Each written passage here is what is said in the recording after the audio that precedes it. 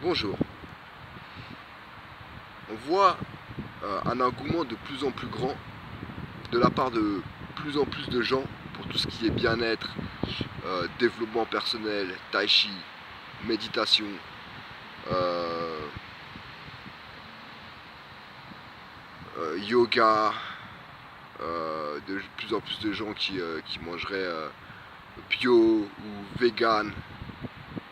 Et on pourra avoir tendance à croire que tous ces engouements, toutes ces nouvelles passions n'ont aucun rapport et que toutes ces tendances euh, sont en fait un effet de mode et que ça va passer comme toutes les autres modes quoi. Et moi je pense qu'en fait tu vois on est dans un monde euh, où en fait c'est la toutes ces toutes ces toutes ces tendances là qu'on voit qui sont de plus en plus présentes, tous ces engouements pour la méditation, pour le vegan, pour le bio, pour le tai chi, pour le développement personnel, pour toutes ces activités-là, c'est une réponse à notre société en fait. C'est-à-dire on vit dans une société où on nous demande toujours, on cherche tout le temps la productivité, on cherche tout le temps à être de plus en plus productif, sans même se demander pourquoi être plus productif en fait. On cherche toujours plus la productivité et la rentabilité, ce qui amène à des conditions de travail et de vie stressantes et ouais, stressantes et au détriment du bien-être.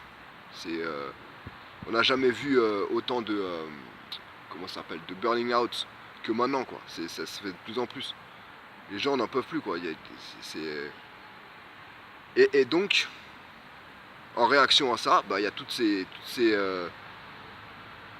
cet engouement pour le yoga, pour le tai chi, pour toutes ces pratiques-là, pour le véganisme, parce qu'on voit de plus en plus que c'est la rentabilité, ça peut se faire au détriment des animaux et ça te crève de plus en plus les yeux, quoi.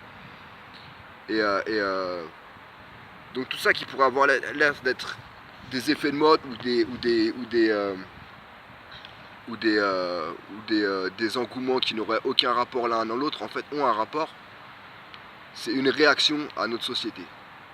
Notre société qui veut toujours être plus productive et ça génère du stress parce qu'on ne peut pas toujours être plus productif. Surtout qu'on nous en demande, enfin dans presque tous les corps de métier, toujours plus avec moins de moyens.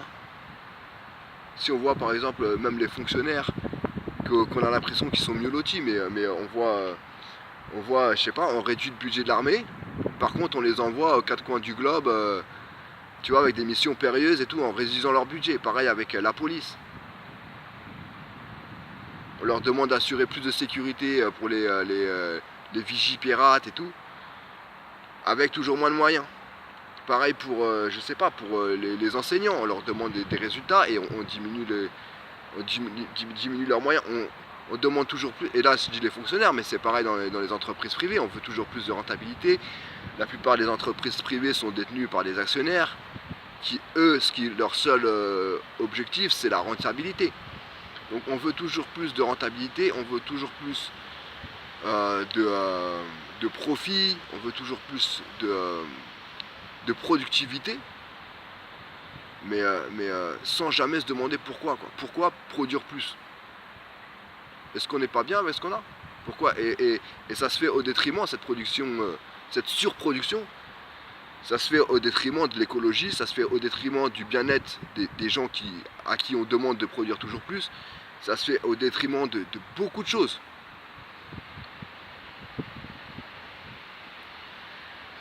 Et donc en réaction à tout ça, bah, il y a toutes ces tendances entre guillemets il y a tout un tas d'engouements qui sont là et pour toutes les choses dont je viens de parler. Et ouais, je pense que dans ce monde qui, qui voudrait nous obliger à être toujours plus productifs, c'est un acte militant de rêver, de flâner, de contempler les choses et de ne pas chercher à être plus productif.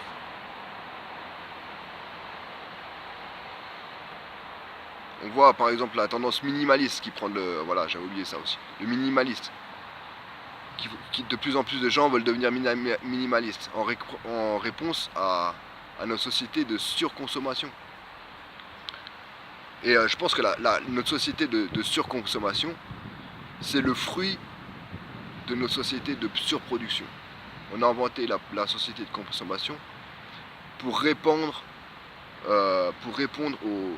aux besoins de cette surproduction. Parce que quand on surproduit, il faut bien faire quelque chose de cette surproduction. Et ben, c'est comme ça qu'est arrivée la société de surconsommation. Donc tu veux produire plus pour consommer plus. Mais consommer plus pourquoi? Je veux dire, la plupart des gens, par exemple, qui veulent consommer des habits, c'est pour avoir l'impression des habits de marque ou quoi, c'est pour avoir l'impression d'appartenir à une classe sociale. Pareil pour